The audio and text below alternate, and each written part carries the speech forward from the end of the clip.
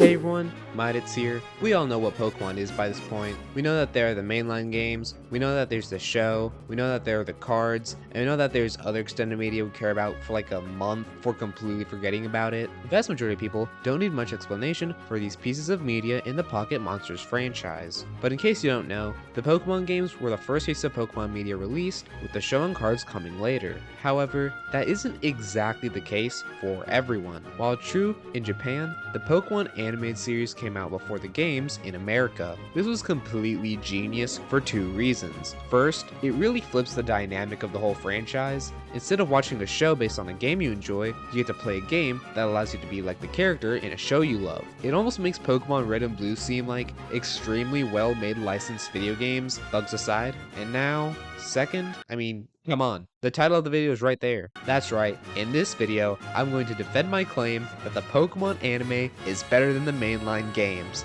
and there's nothing you can do to stop me. Anyway, I hope you enjoyed this video. Let's first talk about the main narratives of these two alternate branches of the franchise. You'd think that talking about the plots of every Pokemon game would take a really long time, and I could pad out this video by explaining each and every entry's plot, but these games practically have the same story every time. You're a kid who gets a starter Pokemon and commences a journey by capturing more Pokemon and eventually becoming the region's strongest trainer by defeating its Elite Four and champion. You have one rival or a few, depending on how much cartridge space Game Freak has, that you'll encounter a few times across your journey. Their capacity for kindness also depends on how much cartridge space Game Freak has. You also have to deal with an evil team that can range from the Mafia, a group of people trying to destroy the entire planet, insert large real-life company here, or someone's Twitch chat. Starting with Red and Blue, Game Freak is desperately attempting to fit the entire game to a single cartridge, so there isn't really room for interesting characters or character development. I'd say that the focus of these games is more so on the species you encounter, the battles you face, and the world you explore. While most pivotal characters in story have one personality trait at best, that doesn't even mention your main character. They're meant to be a stand-in for you, the player, and therefore not allowed a crumb of personality. Things do get better as the series progresses, but Game Freak still faces the same problems they had in Red and Blue, albeit in different ways. There are a lot of characters who appear pretty sporadically throughout each game, and it can cause a lot of characters to fall on the sidelines narratively. But to not completely dunk on these games, some characters that I really enjoy are Blue, especially after the development he's shown to have gone through between Red and Blue and Gold and Silver, Wally, Cynthia, and N. And they're definitely both small hidden stories and major plot threads that I think are genuinely well made. Meanwhile, on the other side, the Pokemon anime follows a consistent protagonist for the first 25 seasons named Ash Ketchum, who's from the Pallet Town in the Kanto region. From the get-go, his personality is clear. He starts off as a pretty overconfident yet inexperienced kid, which leads to him embarrassing himself quite a bit early on. This is a key part of him that he has to overcome across the first two series, and occasionally struggles with again later on in the show. He has multiple rivals across the series, and while there's some occasional lackluster characters, the writers manage to hit it out of the park quite a few times. Paul, Alon, and Sawyer are examples of great rivals, but I of course can't forget to talk about Gary. Gary is incredibly overconfident, similar to Ash in a way, yet he's actually able to back up his arrogance early on. It's kind of hard to really get the feeling that Blue is better than you in the games when you constantly beat him, but Gary always manages to feel ahead of Ash. That's until the Indigo League, when Gary loses before Ash, and here the seeds are kind of planted for both their match at the Silver Conference and their reconciliation. I love this arc that these two characters go through in the first 5 seasons, and it feels like the development we never got the chance to see with Blue in the games. It goes to show how important it is for rivals and other characters to get a lot of screen time to be thoroughly fleshed out, but in the case of the show, the rivals usually aren't the characters that appear the most besides the main character. In this case, it's actually the characters that I feel the games have been trying to replicate since Gen 3, but haven't been able to really get right, and that is the companions.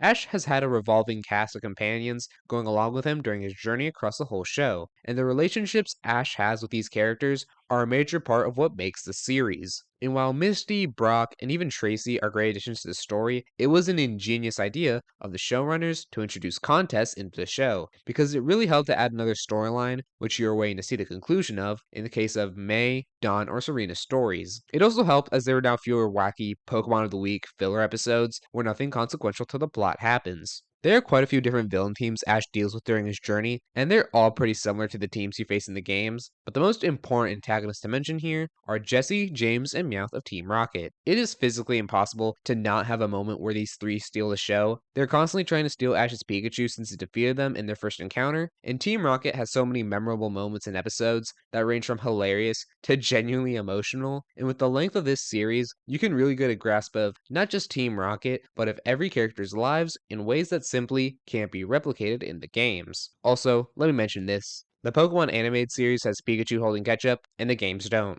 I think my case is being made abundantly clear. Now, the key feature of the Pokemon series is battling, so let's check out how the games handle this aspect. Pokemon battles consist of turn-based strategy matches where you and your opponent choose what to do in a round. You can attack, use an item, switch out your Pokemon, or run in the case of a wild battle. Tons of different factors can determine who goes first, how much damage an attack does, and if the attack even hits in the first place. A lot of people complain about the recent animations used for Pokemon moves, and while it is true that they're kinda lackluster, the games have nearly always gone for a more simplistic route. And then when it comes to the show, the battles can kind of vary. There are no rules, so a lot of very unexpected things can happen in the course of the battle. Sometimes moments feel kind of dumb and unjustified, as if the writers were rushing to get the episode done in time, but in other instances, you get some absolutely incredible moments. The show loves using the actual places the Pokemon are fighting in during the battles themselves, and there's certain advantages Pokemon have in the show that the games can't capture. Also, come on, look at how cool some of these moves are. They managed to make the move Cut awesome, for crying out loud.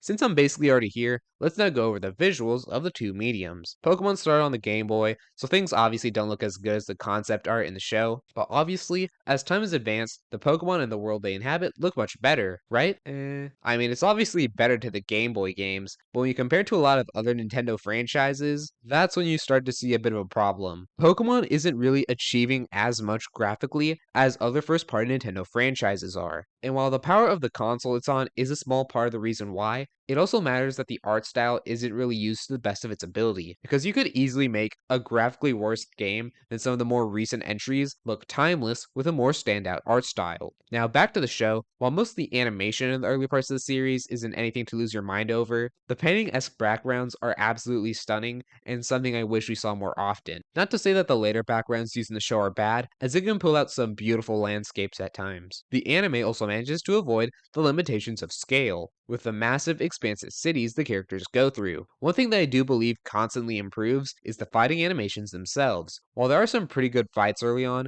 we eventually reach some crazy stuff across the show. And I do have to admit, even though I've never been the biggest fan of Sun and Moon's art style change, the fights in that series along with Journeys are absolutely incredible and fit perfectly in terms of quality with what came before. I can't really show you a lot of footage, or else Pokemon's distributors will personally come to my house and delete this video, but you can search up some of the fights yourself. They're absolutely amazing, especially in the case of Pokemon League battles and final battles with evil teams. In the latter case, the show really helps you get a better feeling of high stakes with the main antagonists, as you can see the proper scope of the consequences of their actions. The last major thing I want to talk about is the soundtrack. Pokemon games are known for having pretty good music, evolving from some great beeps and boops to full symphonic orchestras to music made by the guy who made Undertale to wait. Is that Ed Sheeran? Just like everyone else, I believe Game Freak and Pokemon make incredible music that nearly never falters. So, how possibly could the music in the show be better? Well, there are two things you have to look at. First is the remix versions of songs for the games. Some really great adaptations here help the show feel like a more expanded upon version of the source material. And then the second part is the theme songs. There's of course the classic everyone knows and loves, Gotta Catch 'Em All. Honestly, while some themes are definitely better than others, every intro the show has is an absolute jam, especially the extended versions that used to come out with the movies. But this is just for the English version of the show. When we go back to the original, ポケモンゲットだぜオッケー次に進もうぜオッケー何万マイル夢を追いかけまだまだまだまだポテンシャルほらよれよれ大ピンチ決めろアイアンテールでファイリン光をくれる熱すぎる矢印行くぜ激しく燃えるバトル行くぜマックスハイテンション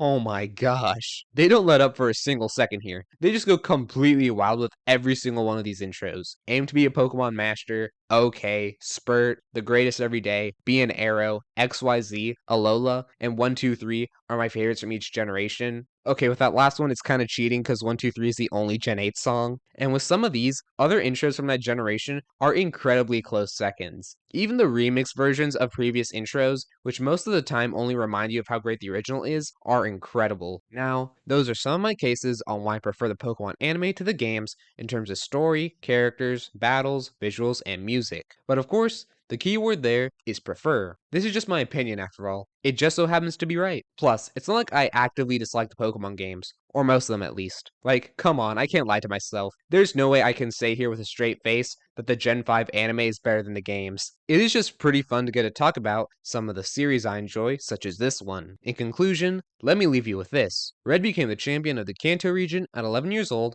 according to the Pokemon Red and Blue manual. Ash became the world champion at 10 years old. So, looking at that data, who do you think is the better trainer? I hope you all enjoyed today's video. If you did, check out some of my other content, and if you really did, subscribe so that you know when future content comes out. That's gonna be it for now, and I'll see you all in the next one. Take care.